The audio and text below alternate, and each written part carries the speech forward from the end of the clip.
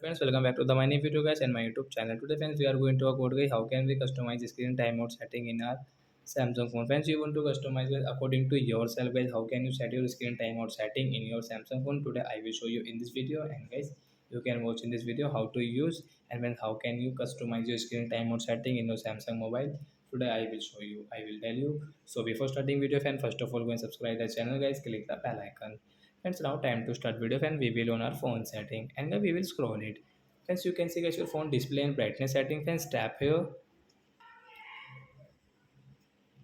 Then guys scroll it. Friends, you can see guys your screen timeout setting. Friends, you will have to click here. Friends, you can customize according to yourself like 30 second guys, 1 minute, 2 minute, 5 minute guys. You can use from it. Guys, you want to set into 1 minute. So after 1 minute guys your screen will off in your Samsung phone. Means guys your phone Samsung phone screen will off after 1 minute. So like that guys you can customize your screen timeout setting and you can use according to yourself. So that's it guys. Thanks for watching the video guys. We will meet on next video. Bye friends.